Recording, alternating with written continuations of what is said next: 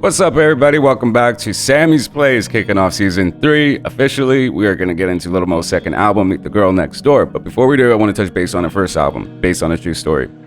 That album got pushed back like many times. There was an original version. You can find it on the internet. I prefer the release version that we actually got.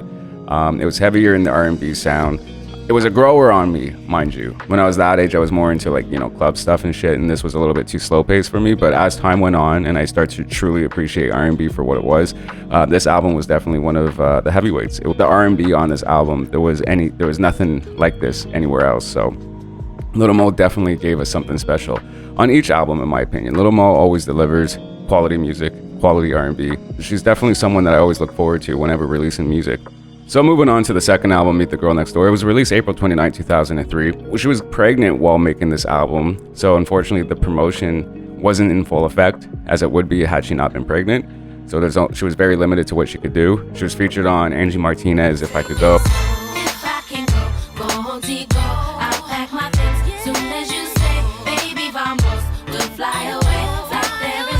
That was what, 2002? This was around the time, 2002, 2003, where I find R&B and hip hop really had these like summer vibes, these summer anthems. Ashanti's Rock With You, Debrat's In Love With You, To Me Is Officially Missing You, and all this. Yeah, like it goes on and on and on. There was just nothing but summer vibes, and I really miss that about music because it really set the tone for the summer, gave us like these anthems, and If I Could Go was definitely one of them. Anyway, so the album, like I said, was released April 29, 2003. So yes, we're celebrating its 20th anniversary. It peaked at number 17 on the US Billboard 200. It sold 53,000 copies in its first week. Her first album, based on a true story, sold 73,000. So yes, there was a little bit of a drop in sales in comparison to the first release, which she blames the label for because due to like lack of promotion. Obviously, because she was pregnant, you can't do so much. That's why labels get kind of frustrated with their artists whenever they do get pregnant. But surprisingly, they still told her to continue making the album whenever she told them that she was pregnant. So yeah, Meet the Girl Next Door reached number 4 on top R&B and hip hop albums, becoming her first solo top 5 entry on any chart. It was ranked number 99 on Billboard's top R&B hip hop albums of 2003. First single, Forever, which features Fabulous.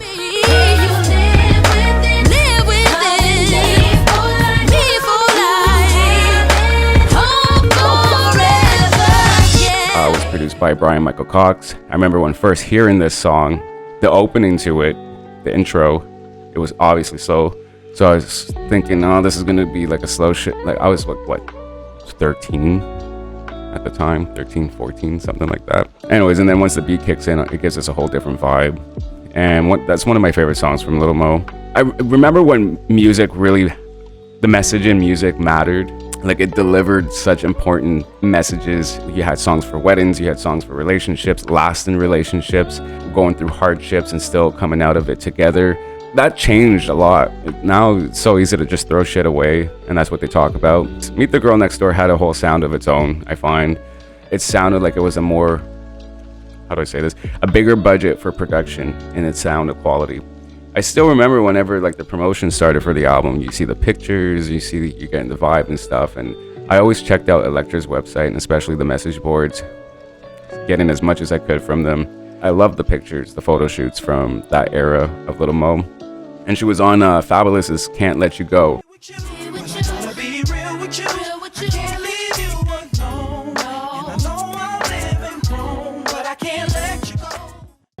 That was another fucking, not much of a banger, but yeah, it was quite the banger. Like it was all over, and I just miss when R&B and hip hop blended so well together. They complemented each other so well, and especially Lil Mo and Fabulous, they worked well together. So Forever was released February 2003. It peaked at number 37 on Billboard's Hot 100 and number 13 on Hot R&B Hip Hop Songs. I guess not so bad, right? The second single, which was supposed to be the second single, but didn't get much of a boost, was 10 Commandments featured Lil Kim. I was so excited when I heard this the first time, and I discovered Lil Kim was also featured on the track. Obviously, it's references to Biggie. The beat itself is Biggie, 10 Crack Commandments. It was scheduled as a second single, but was not properly released, they say. It peaked at number 1 on the Bubblin' Under R&B hip hop singles chart. I don't even know what the fuck that is. I never even heard of that. It didn't do shit. They didn't promote it. Label didn't back it up. Then there was a third single. They say it's a third single. It's 21 Answers, the response to 50 Cent's 21 Questions. And it was released May 2003. It was more so of a buzz single. I didn't even know this was a buzz single. I thought it was just like a mixtape, like track type of thing. And then this was around the time she dissed Ja Rule. But I think it's because Ja dissed her first. He mentioned her in a track or a freestyle or something like that. I don't remember exactly what happened, but she had this freestyle here. Go against me, man, you're dead wrong. I say your name right now, but I was the one who put you on. The only R&B chick that still be street. Better be glad I had a baby, nigga. That was your chance to eat. And I think this was because they ended up having their differences. Well, obviously because she jumped on the whole 50 thing, and we all know the beef between Ja Rule and 50 Cent. You know, 50 was really hot at this point. Ja was kind of sitting on the back burner. So yeah, it kind of did look a little way, you know, for Lil Mo to kind of do that to the one guy that kind of put her on. But one thing I like about Lil Mo is that she's not afraid to say what she wants and to go head to head with like a male rapper. Lyrically, she's dope, and I love her freestyles. And then even for 21 Answers, I like the song as it is. And if I'm not mistaken, there's a version with 106 and Park's Free. And I think that was the first time I heard Free on anything. And then later on, she was on Tweet's Shook Up. All these R&B artists were coming back again. Tweet was kind of putting in some new music and stuff. There was Shook Up. There was a few other ones that were, I guess, leaked. But anyways, Free was on that. I was also excited for her to make an album of some sort, just to get involved in music. I was really getting excited to see what she was doing musically, fighting Temptations and shit with Missy Elliott and stuff. I feel if she went that direction with like Missy and stuff, maybe things would have turned out differently for her. But so on this album, Lil Mo worked with Missy Elliott, Chucky Thompson, Brian Michael Cox, Craig Love, Warren Campbell, and Precision, and there's like a handful of other people. The album reached number 17 on the US Billboard 200 and entered the top R&B hip hop albums top 5. She barely performed forever because she was pregnant, right? So she there was Jimmy Kimmel Live and Soul Train that I can think of. And not much else came from that album, unfortunately. I remember hearing that First Time was supposed to be a single. So I'm not too sure what happened with that.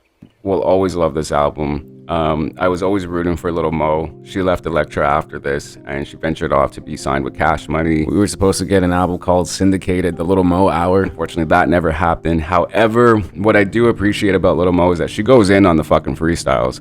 There was a time frame, like a few years, where she just delivered freestyles, and they were so fucking dope. I really wish we got that Syndicated album. I don't know what happened. There's different rumors. Not long ago, whenever she was on R&B Divas, she tweeted out that it was looking likely that she was going to release the Syndicated Hour.